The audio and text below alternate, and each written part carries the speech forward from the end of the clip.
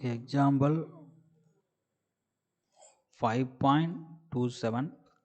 The orbit of Halley is comet in an ellipse. Okay, எலிப்ஸ்ன்னு சொல்லிட்டாங்க. சரியா? So என்ன ஆக்சிஸ்ன்னு பார்க்கணும். அழகாக மேஜர் ஆக்சிஸ் எக்ஸ் ஆக்சிஸா ஒய் ஆக்சிஸ்னு போகணும். Ellipse 36.18 astronomical units long. ஓகேவா, and by 9.12 astronomical units wide. ஓகேவா, ஸோ அப்போனா வந்து என்னது லாங்குன்னு லாங் தான் அதிகம். ஸோ அப்போனா என்னது இதுதான் அதிகம், அதுதான். ஸோ இந்த டிஸ்டன்ஸை வந்து என்ன சொல்லியிருக்காங்க, 36.18ன்னு சொல்லிட்டாங்க. இந்த டிஸ்டன்ஸ்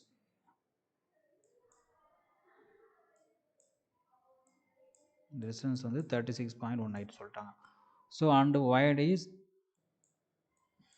இந்த டிஸ்டன்ஸ் வந்து 9.12ன்னு சொல்லிட்டாங்க. சரியா? ஸோ அப்படின்னா இது என்னது, இது வந்து 2a, this is 2b, this is 2a, அதுதான் வரும். ஓகேவா?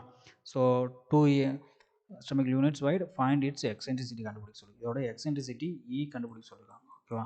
So 2a is 36.18, 2b is 9.1. ரெண்டுமே ஒரே யூனிட் இருக்கனால நம்ம ஒன்றும் பிரச்சனை இல்லை, நம்ம அப்படியே யூஸ் பண்ணிக்கலாம். ஸோ நம்மளுக்கு வந்து ஏ பி கொடுத்துருக்காங்க. ஸோ நம்ம இதில் வந்து எக்ஸென்ட்ரிசிட்டி கேட்குறாங்க. ஓகேவா, நமக்கு ஏபி எக்ஸென்ட்ரிசிட்டி. ஓகேவா, ஏவும் பியும் எக்ஸென்ட்ரிசிட்டி மூணுமே ரிலேட் ஆகிற மாதிரி ஒரு ஈக்குவேஷன் இருக்குது. ஓகே, ஏவும் பியும் எக்ஸென்ட்ரிசிட்டி மூணுமே.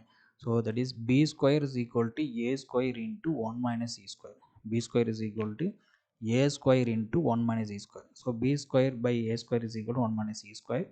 இ square is equal to 1 minus B square by A square. So ஏவும் பி நம்மளுக்கு தெரியும். ஸோ டிவைட் பை 2 போட்டிங்கன்னா தெரிஞ்சிடும். E equal to 1 minus B square by A ஸ்கொயர்லேயே இருக்கிறனால அப்படியே யூஸ் பண்ணிக்கலாம். So equal to A square minus B square divide by A square. So A வந்து என்னது 36.8 divided by 2 whole square minus 9.12 divided by 2 whole square.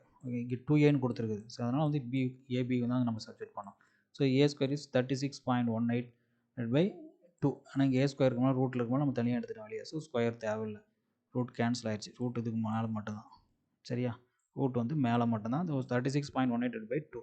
இதை simplify பண்ணுறோம். 18.09 whole square minus 4.56 whole square divided by 8.09. So இதை simplify பண்ணால் நமக்கு answer 0.97 வருது eccentricity. So கண்டிப்பாக என்னது எலிப்ஸ்ன்னு சொல்லிட்டாங்க. சரியா?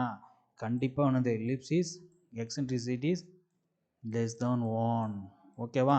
அதுதான் 0.97. கண்டிப்பாக 1க்கு கம்மியாக தான் வரும் ஆன்சர். ஸோ அதில் தெரிஞ்சு போகணும். சப்போஸ் 1க்கு மேலே வந்தால் தான் நீங்கள் எங்கேயாவது மிஸ்டேக் பண்ணி கண்டுபிடிக்கணும். சரியா?